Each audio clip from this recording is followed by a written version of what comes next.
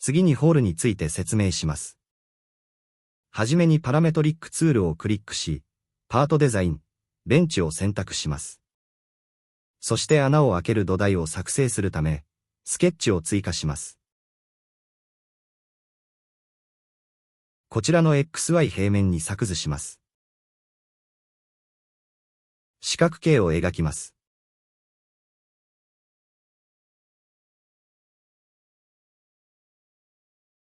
そしてこのスケッチを閉じます。次にパッドを使用して、穴を開ける土台を作ります。今回は、長さを 20mm に設定します。そして閉じて土台の完成です。次に面を選び穴を開けるスケッチを描いていきます。そして、ここに円を描きます。円の大きさは後でホールのパラメーターで設定するので、適当な大きさとします。そしてスケッチを閉じます。それでは、この円のスケッチを選択し、ホールボタンを押してみましょう。そうするとホールのパラメータ設定画面となります。視点を上から見た画面に変更してみましょう。このように、穴が貫通していることが確認できます。視点を等角投影に変更します。この状態ではどこまで穴が開いているかわかりにくいので、台座となるスケッチを変更します。パッドのスケッチを選んで編集します。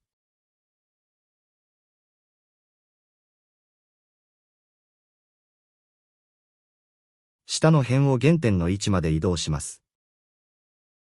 そして決定です。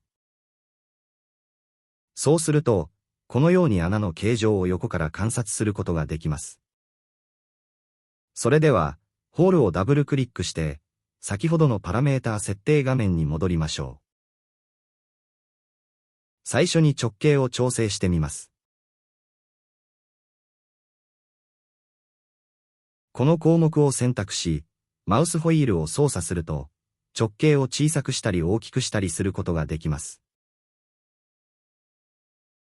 次に深さについても同様に項目選択をし、マウスホイールで操作してみましょう。深さを短くすると、ホールの先端がドリル状に尖っていることがわかります。この先端のドリル状の形状は下のパラメータで変更することができます。ドリルポイントの項目では、先端の角度を調整することができます。今が118度ですが、角度を小さくしてみましょう。先端が徐々に尖ってきていることがわかります。次にホールの深さとドリル形状の関係について説明します。このパッドの厚さは 20mm でした。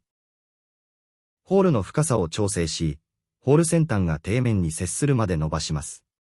すると深さが 17mm となり、先端が 3mm であることがわかります。ここで、深さを考慮のオプションをクリックしてみます。すると、先端部分の長さも含め全体が、深さで設定した 17mm に変更されます。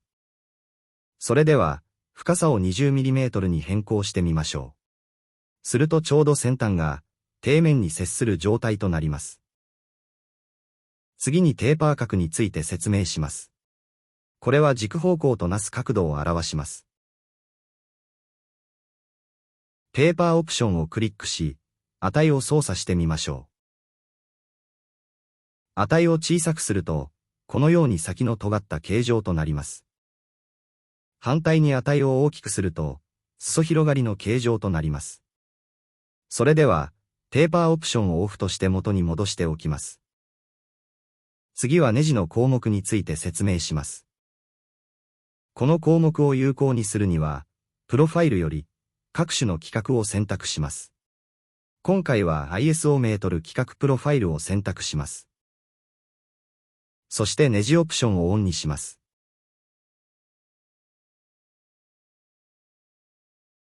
そして、サイズを例えば、M5 とします。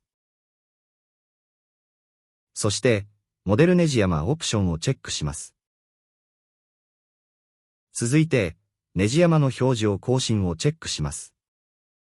すると、このようにホールの内側にネジ山が作成されます。こちらのカスタムクリアランスは、ホールの周囲に余裕を持たせるための距離を設定するものです。今回はこのままにしておきます。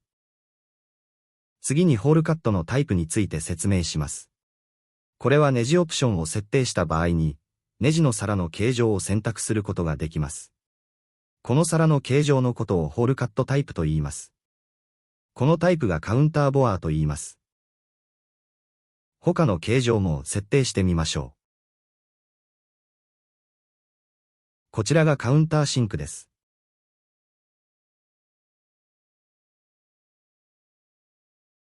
こちらがカウンタードリルです。このようにホールにおいては、単に穴を開けるだけでなく、ネジ穴の設定なども行うことができます。